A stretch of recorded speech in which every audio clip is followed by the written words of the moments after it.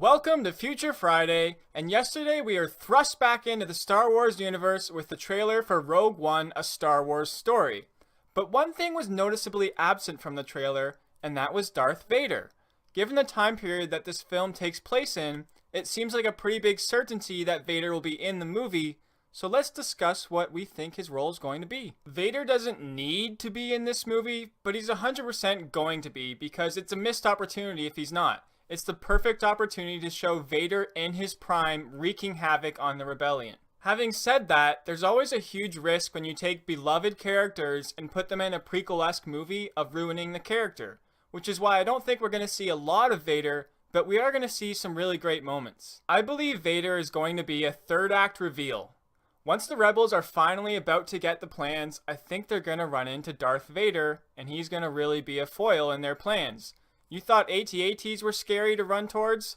Try Darth Vader. The thing about Vader is that he's probably the most iconic villain of all time, so the moment you see him on screen, he's going to completely dominate the scene, and as we saw from the trailer, there's a lot of new characters we need to learn about, both heroes and villains. Especially Ben Mendelsohn's character. It looks like from the trailer that he's going to be the main villain in this film, or at least one of the main villains, and you have to establish him as a very serious threat to our characters, and I don't think you can really do that if you show Vader a lot in the first and second act.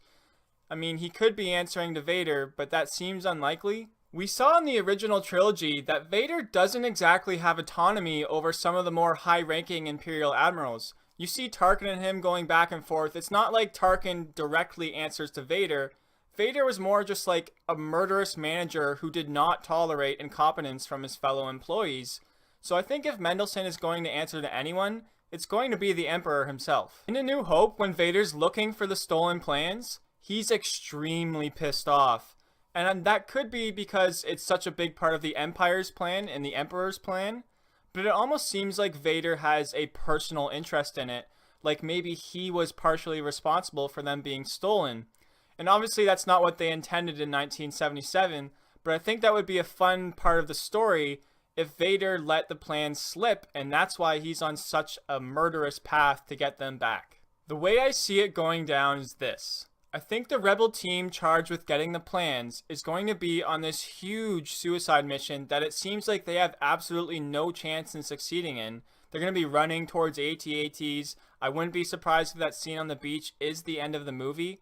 You know, you saw the scene with them in the sort of train station kind of thing. I think that's like a transportation method in the Death Star. I think somehow most of them are going to survive, and they're going to be almost there, but then boom, Vader shows up and they're all terrified. But I think somehow Felicity Jones's character and maybe Diego Luna's character, because it seems like they might be a tight group, are going to be separated. So Vader's going to kill everyone else in the squad thinking he squashed the threat, but meanwhile those two actually get the plans, and either they escape or they at least get the plans to escape, and they slip away from Vader, and he's pissed. Personally, I'm really hoping that my plan comes true, because I think it's the best way to use Vader. It would be so great as the audience knowing Vader's coming, oh my god, when is Vader gonna show up? But the characters have no idea. And to see the shock and terror on their face when they finally see Vader would be amazing. It would be like the reveal in The Phantom Menace when the blast doors open and you see Darth Maul. You have the beautiful Duel of the Fates track blasting, and that would have been a really powerful moment in a better movie. But I think if they had something like that for Vader, that could be truly one of the greatest moments in a Star Wars movie to date. But I'm really curious to hear what you guys think. How big or small of a role do you think Vader's going to have? Does anyone think he's just going to be a glorified cameo? And I want to know if you think the Emperor is going to be in this movie, because I'd love to see Ian McDiarmid back as the Emperor, because he rocks it every time. Whatever you think, comment below and let me know. And if you liked this video, click like. Thanks for watching Future Friday, and until next time, see you later.